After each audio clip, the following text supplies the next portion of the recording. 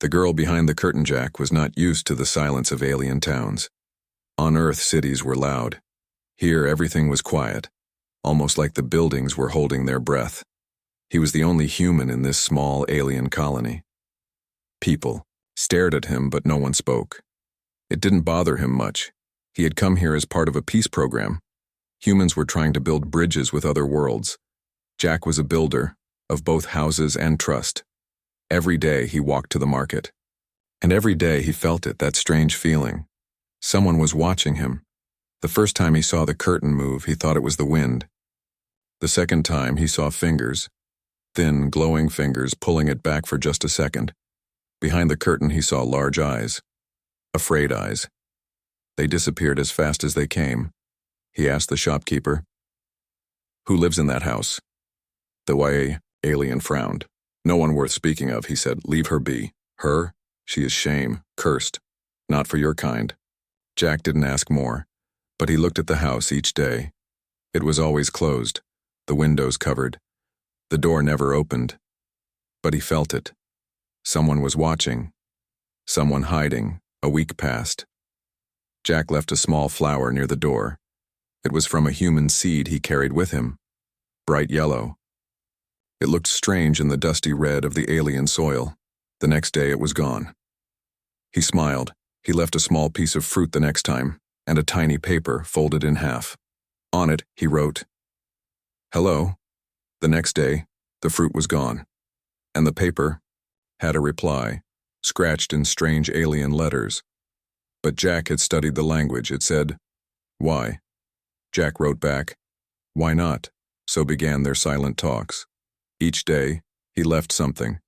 Each day, she replied, never speaking, never showing her face.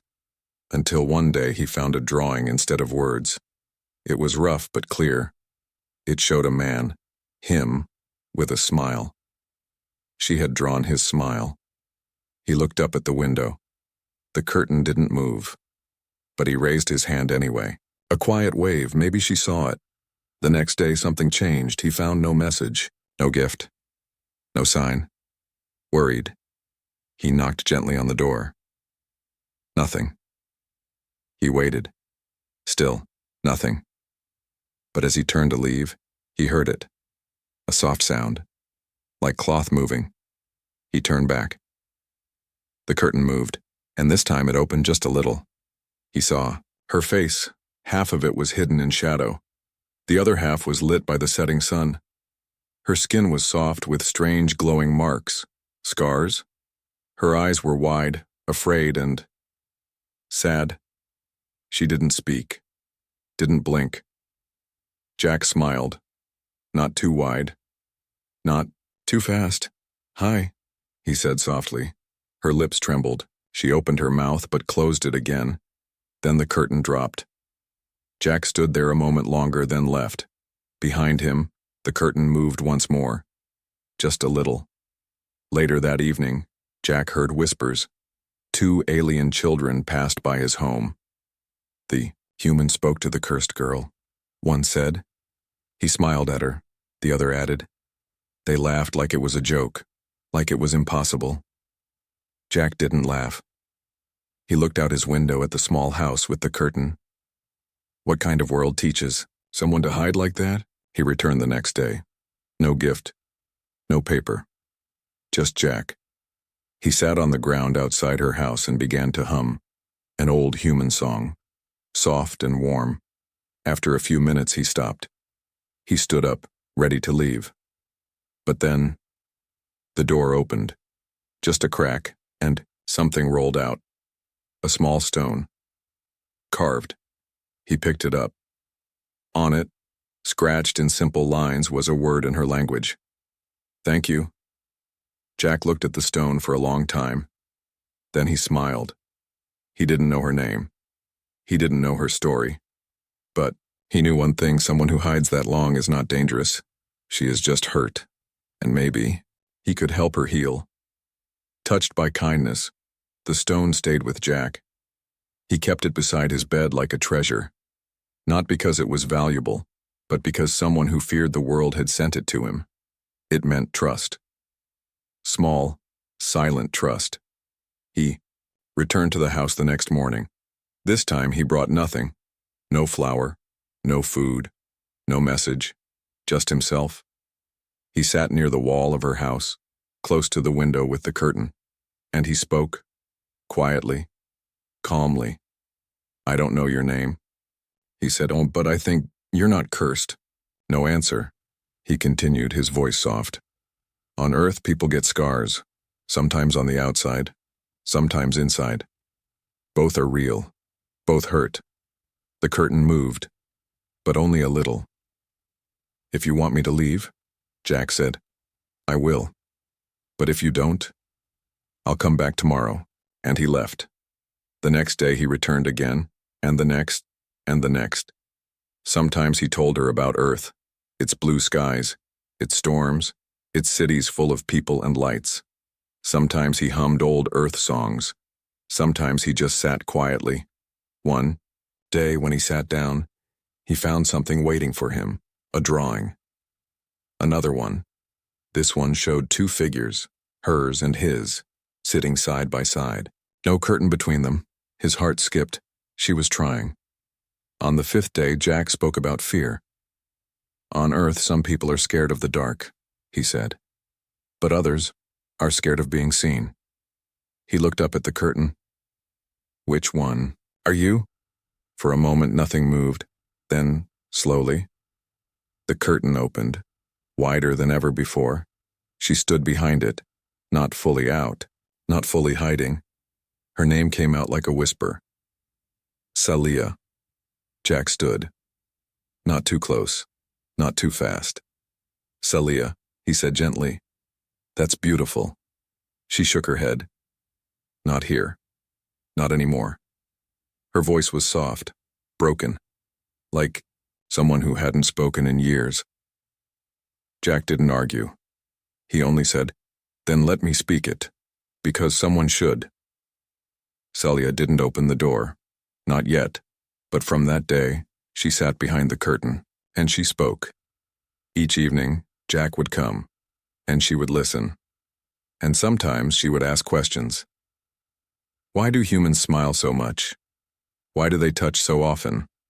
Why do they look people in the eyes? Jack explained what he could. Some things were just habits, others were hopes.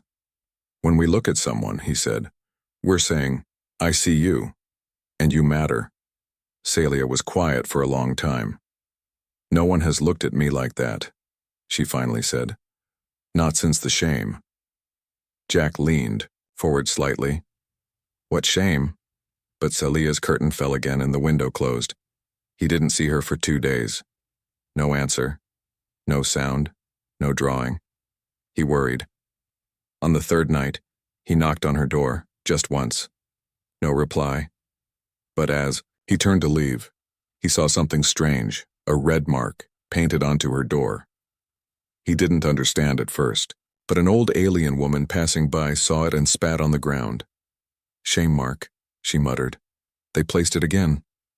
Jack felt anger rise in his chest. "Who?" he asked. But the woman walked away. He asked others. No one told him anything.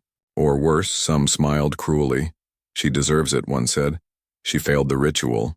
"She brought disgrace," said another. No one explained what the ritual was, or what Salia did. But they all said the same thing. She is not meant to be touched. That night, Jack sat by her house again. He didn't speak right away. He simply stayed. Silent. Solid. Then, a sound. The door opened slightly. Not the curtain, not the window. The door, and Salia stepped outside. Just one foot. One trembling foot. "You shouldn't be here," she whispered. "They'll mark you too." Jack stood up. He didn't move closer, but he said, "Then let them." She stared at him. "Do you know what it means to stand beside shame?" she asked. Jack nodded. "It means you're not afraid of lies." Her eyes shimmered in the moonlight. "They think I broke the bond right," she said. "They think I failed the male I was meant to connect with. They think I'm dangerous, unstable." Jack didn't answer. He waited. She stepped forward. fully into the light now. Her skin shimmered with soft patterns. Once they must have been beautiful. Now they were twisted, burned, marked, scarred. She looked down at her hands. I touched him, and he screamed. He told the elders I made him feel pain, that I poisoned the link. Did you? Jack asked. She looked up. No. He nodded. Then that's all I need to know. She stared at him like he was the first being in the galaxy who ever said that. Slowly, carefully, she reached out her hand. Her fingers shook. Jack lifted his own hand but didn't move closer. He waited, and when her fingers touched his palm, she gasped. A soft light sparked between them, a glow. Not pain, not shame, just warmth from behind. The walls others watched, but for the first time Celia didn't hide. She stood with the human. And for the first time, Jack saw her whole face and smiled. Not out of pity, but out of pride.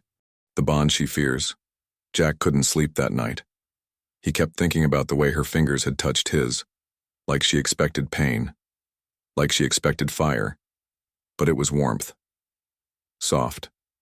Steady. Why did that scare her more? The next day, Jack returned. This time, Celia opened the door before he knocked. She looked nervous. Her eyes kept shifting to the street behind him.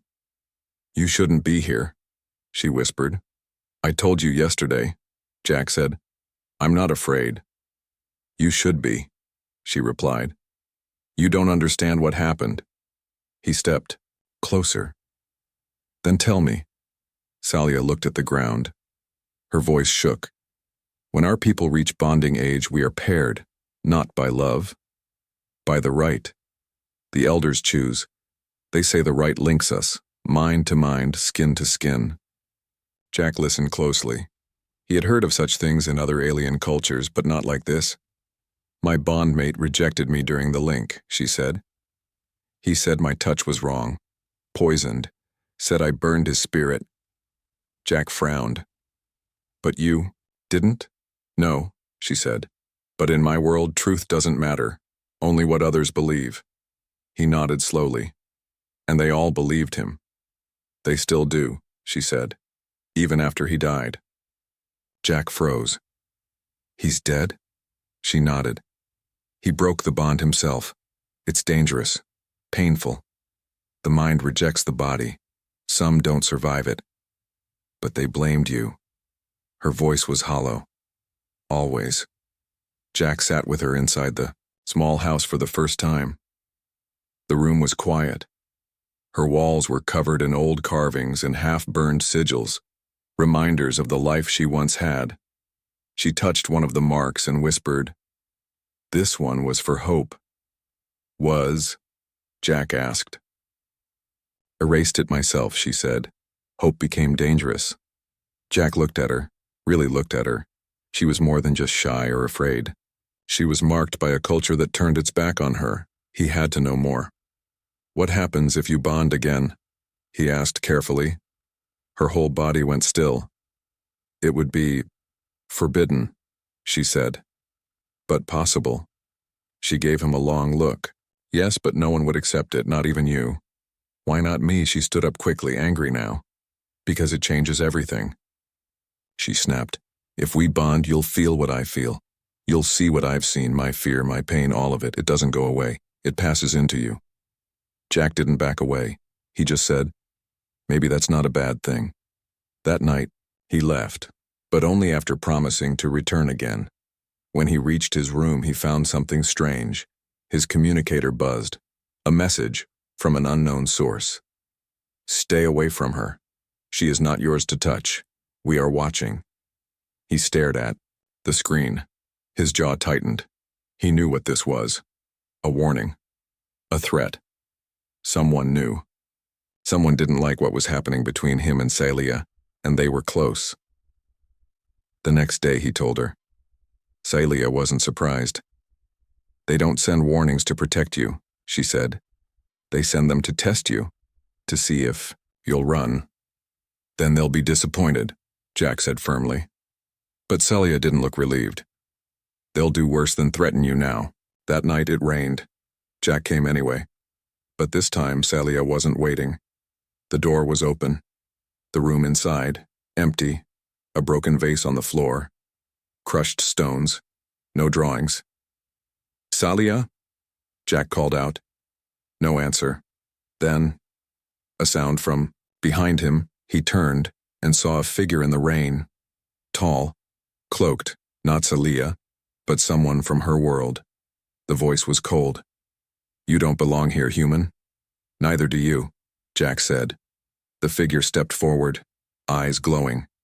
"She has broken the bond law.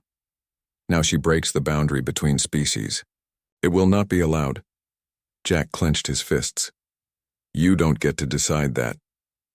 "But we do," the figure replied. "She carries the link seed still.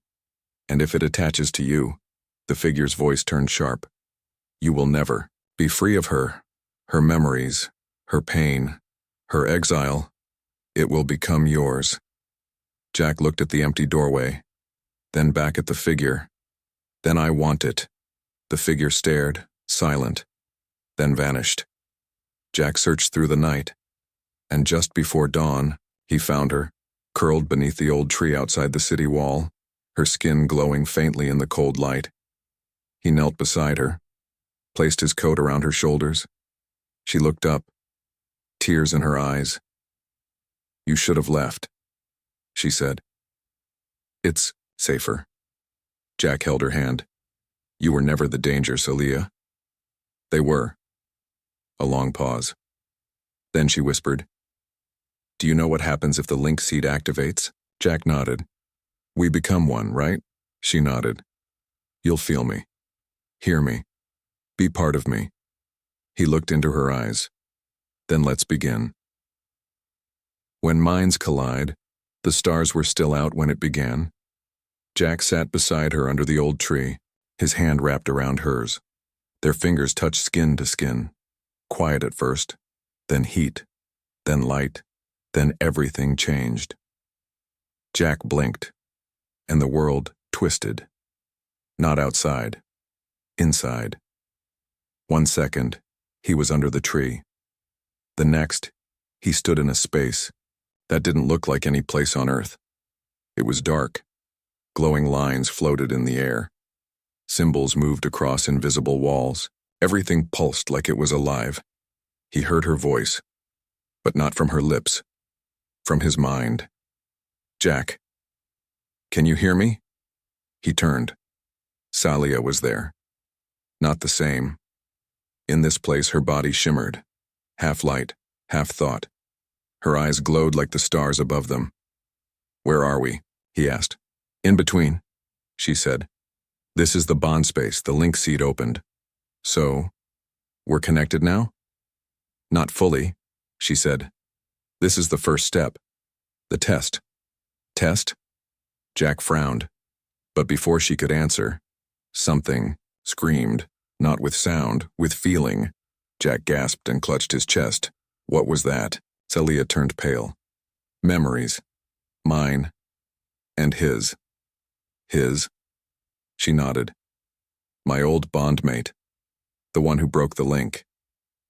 Jack looked around. The space started to shake. Why do I feel him? Because the seed remembers, she whispered. It carries echoes of the last link, pain, betrayal, fear. If you're not strong enough, it will reject you. Jack stood straighter. Then I'll fight it. But then the dark grew stronger. A shadow formed from the smoke. Tall, cruel, glowing eyes like fire. It looked like him, Celia's old mate. But it wasn't real. Not exactly. What is that? Jack asked. His echo, she said. The part that still haunts me. The echo laughed. You think you're strong enough, human? I broke her, you'll break too. Jack stepped forward. She's not broken, he said. You just couldn't handle her. The shadow moved fast, slashing toward Jack. Pain hit like lightning. Jack dropped to his knees. Celia screamed, Jack, don't let it win. His head spun. The echo's voice was inside him now.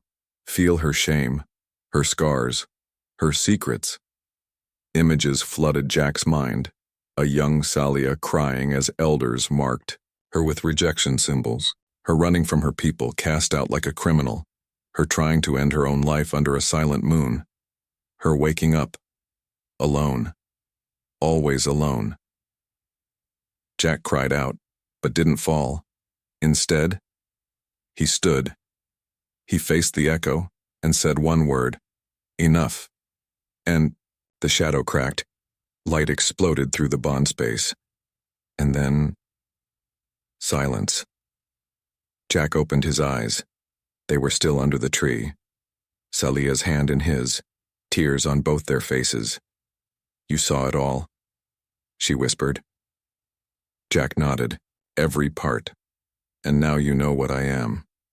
He smiled gently. You're not what he said you were. You're stronger than him. Braver than any of them. She looked away. They won't let us be together. Then we won't ask. They walked back to the village hand in hand, and that's when they saw it. Jack's small house had been burned. Not fully, but enough to send a message, a symbol carved into the wall. One Jack didn't recognize. But Salia did. Her face went pale. What does it mean? He asked. They've started the hunt, she said. The old bond guardians. They know we linked. They'll come for us now. Then we run. She shook her head. Running won't work. They follow thoughts, not tracks. Then what do we do? Her eyes hardened. We fight back. Jack looked at her. This was a new Salia, not hiding anymore. Not afraid. The bond hadn't broken her. It had awakened something else. That night, as they packed supplies, Jack found a small device in his coat pocket. He didn't remember putting it there. He pressed a button and a voice played. A soft, calm voice. To the human, you have triggered an illegal bond with one of the exiled. We are sending a recovery team. Do not resist. If you continue the merge, both minds will collapse. This is your only warning. Celia stared at the message. They'll try to erase us. Jack nodded. Then we'll give them something they can't erase. They came for her mind. Jack didn't sleep that night. He couldn't. Celia lay beside him, her head resting on his arm. Her breathing was slow, peaceful, but the message kept echoing in his mind. Do not resist. This is your only warning. He watched the stars through the broken roof of the burned house. Smoke still clung to the walls. The mark was still carved into the wood. Danger wasn't coming. It was already here. Just before dawn, it began. He felt a pressure. Soft at first, like fingers pressing against his skull, then stronger, then sharp. He gasped. His body didn't move, but his thoughts twisted. Someone was inside his head. He reached out mentally, searching for Celia. But she was gone. Not physically. She still lay beside him, but her mind had been pulled away. He was no longer in the room. He stood on black stone, in a place with no sky. Floating symbols circled above, spinning like knives. He was inside the minefield, a place Celia once warned him about, and she was there, trapped. Celia hung in the air, surrounded by 3 glowing figures. They wore armor made of light and shadow, their faces hidden. Energy cords wrapped around her arms and head, feeding into a pulsing crystal on the ground. She looked at Jack, but couldn't speak. Her eyes said one thing. Help me. Jack ran, forward, but hit a wall. Invisible. Cold. One of the guardians turned to him. You were warned. The voice wasn't loud, but it echoed like thunder. Jack shouted, Let her go. The second guardian spoke. The bond is illegal. Unstable. We must extract her memories and shut it down. You mean kill her? Jack growled. The third nodded. The human link is too deep. The only safe path is separation. Total. Jack clenched his fists. There's nothing safe about what you're doing. The crystal pulsed brighter. Celia screamed, not with her voice but through the bond. Jack felt it like knives in his own chest. He had to act. Jack closed his eyes, reached into himself. What did they share? What could break this prison? Then he remembered. Her dreams. The ones she never told anyone. The little house by the ocean. A warm sun. A child with 4 fingers and green eyes running in the sand. Their child. Jack focused on that image, pushed it through the bond. The world around him shook. Cracks spread across. The black stone. The crystal flickered. The guardians hissed. "Stop! Your mind will collapse." But Jack didn't stop. He shouted through the bond. "Salia, come back to me." Her eyes opened wide. Her voice returned inside his head. "Jack." And then, fire. Pure, white fire exploded from her chest. The cords burned away. The crystal shattered. The guardians screamed as their forms broke apart into dust. Everything faded. And then, silence. Jack gasped awake. He sat up fast, sweating. Salia was awake too, breathing hard, shaking. They looked at each other. No words, just the bond. They had survived. But barely. Later she spoke, her voice trembling. "They attacked while I slept. They pulled me into the minefield. I couldn't move. I couldn't even think straight." "I know," Jack said softly. "I followed you. That's not possible," she said. "Only trained mindwalkers can enter someone else's minefield." Jack looked down at his hands. They still glowed faintly. "Maybe. The bond changed me." Salia's eyes widened. "You touched the flame," she whispered. "What flame?" "The source," she said. "Every race has one. Few ever reach it. It's what makes links powerful. It's what makes you dangerous now." Jack frowned. "Why?" "Because now you're not just bonded to me," she said slowly. "You're becoming part of my kind." He blinked. "But I'm human." "Not fully anymore," she said. "The bond is rewriting you, cell by cell, thought by thought." They sat in silence for a long time. Then Celia whispered, "There's more." "What?" "The guardians weren't sent just to stop the bond." "Then why?" She took his hand gently.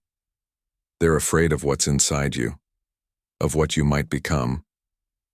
Jack looked into her eyes. "What do they think I am?" she answered, with a single word. "A weapon." His blood woke something ancient. The next morning, Jack bled. Not from a wound, not from a fight, but from his skin. Tiny drops of glowing silver leaked from his arms, his neck, even under his eyes. No pain. No cut. Just blood, but not human anymore. Salia stared in silence, her eyes wide, her body frozen. Jack looked at his hands. The silver blood didn't feel hot or cold, just wrong. "What is happening to me?" he asked. Celia didn't answer right away. Then she whispered, "It's starting." "What is?" "The rewrite." She stepped closer, slowly, like he might break. "You weren't just changed in the mind field," she said. "The bond, it unlocked something your kind was never meant to touch." Jack frowned. "You're saying I'm not human anymore?" "No," she said. "I'm saying, maybe humans were never just human to begin with." They left the house that night. The sky was too quiet, the stars too still. They traveled by foot, through ruined fields, empty roads, and strange glowing plants that moved when no wind touched them. Jack felt eyes on him. Not from behind, not from the trees, from inside the world. He could feel the soil breathe, hear the moon hum. His senses were shifting. He told Celia, "I can hear things now, things I shouldn't." "What kind of things?" He looked at her. His eyes now glowed faintly like twin stars. "I hear calling. Something wants me to come." "To where?" He pointed beyond the horizon. "To the old crash site." Celia flinched. "No. That place is cursed. No one goes there." Jack nodded. "Then I guess that's why I have to." They reached it in 2 days. The crash site was dead land. Nothing grew, no birds, no sound, just the wreck of a ship, half buried, blackened by fire, older than any war Jack had ever read about. But this ship didn't look alien. It looked familiar. Too familiar. Jack stepped closer. The metal seemed to pulse like it recognized him. His blood, still silver, dripped onto the ground. The earth shook. Salia grabbed his arm. "Stop! Something's waking up!" But it was too late. Deep, low sound rumbled from below the wreck, a voice not male or female, not loud or quiet, just truth. DNA match confirmed. Prototype link active. Welcome, Subject 0. Jack stepped back. What the hell does that mean? A panel opened in the side of the ship. Inside, a glowing chamber. And in the center, a body. It looked like him. Same face, same height. But its skin was covered in strange runes. Its eyes were closed. Salia's voice shook. "Jack, and that's not just a copy," he whispered. "That's me." "No," she said, "that's the original." Jack stared at the body. At himself. And something inside him broke open. A memory. Not his. Not fully. A burning planet. A war between stars. A decision made by an ancient council. Hide the weapon on Earth. Bury the bloodline. Let it sleep until it's needed again. Jack fell to his knees. He saw flashes, people calling his name in a language he didn't know. He wasn't just a human. He was the failsafe, a living weapon hidden in a forgotten bloodline, and now, awakened. Salia helped him up. "You weren't changed, Jack, you were unlocked." "But why now?" he asked. "Why me?" She looked toward the stars. "Because something is coming." Jack looked up too, and saw them. Ships, dozens, maybe hundreds, dark and massive, sliding across the sky like shadows. "They followed the signal," Salia whispered. "They know you're awake." Jack stood up. "Then we fight." She turned to him. "Jack, you don't understand." "Understand what?" She stepped back. Her voice shook. "They're not coming to kill you." He froze. "Then what?" "They're coming to bow." The weapon who chose love. The sky was filled with ships. Dark, silent, endless. They did not fire. They did not speak. They waited. Jack stood at the edge of the crater, his silver blood glowing like fire under his skin. Salia stood beside him, her hand tight around his wrist. "What are they waiting for?" he asked quietly. She didn't answer. He took a deep breath. The ship behind them still pulsed. The other body, his copy, lay cold and still inside the chamber. The voice from before had gone silent, but inside Jack's mind, a storm had begun. Flashes of war, memories not his own, commands echoing through time. Wake the weapon. Obey the directive. Reclaim the stars. But Jack was tired of being told who he was. He turned to Salia. "Do you believe I was made to destroy?" She hesitated, then shook her head. "No, I believe you were made to choose." The ships descended. They hovered over the broken earth like shadows with eyes. One by one, beams of light struck the ground. Figures appeared. Tall, armored, alien, some with 4 arms, others with scales, feathers, or glowing marks across their faces. Leaders of long-dead empires, generals of forgotten wars. They knelt before Jack. One, with skin like obsidian glass, raised his head and spoke.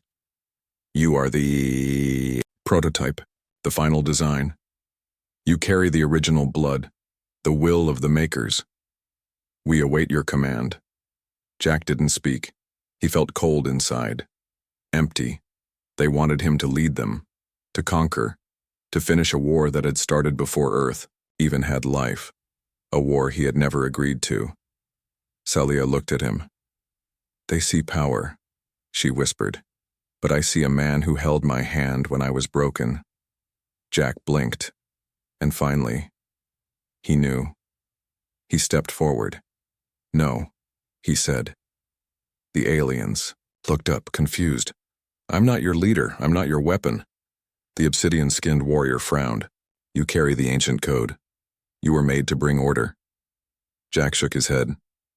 No, I was made to love. Silence fell. I don't want war. I don't want to destroy. I don't care what I was designed for. He turned to Celia. She was crying now. Soft, quiet tears. I choose her, he said. I choose peace. The sky trembled. Some ships began to stir. Weapons charged. They didn't accept his answer. Jack's body began to glow brighter. The silver in his blood turned to light. Not a weapon, not a bomb, a shield. The ancient power inside him wasn't for destruction. It was for protection. Jack lifted his hand. A wave of light exploded from him, stretching across the land and into the sky like a sun being born. The energy hit the ships and stopped them, not by breaking, by changing them.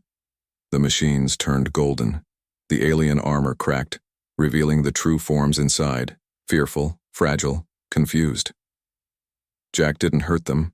He healed them. He freed them. From their programming, just like he had broken his own, the invaders vanished one by one, not from death, but from freedom, released from their endless orders, allowed to choose their own path, just like Jack had.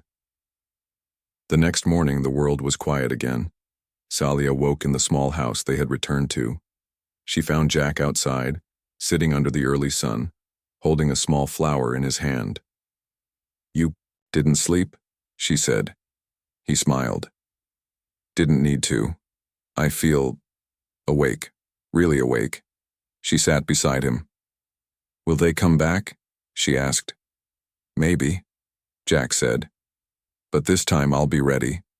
He looked at her. I won't let anything take you from me.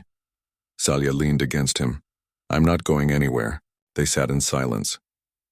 2 lives. 2 galaxies. 1 bond. No longer hidden behind shame, fear, or control. She was not the alien hiding behind a curtain anymore. And he was not just human anymore. Together, they were something new. Something the stars had never seen before, and maybe, just maybe, that was the point all along.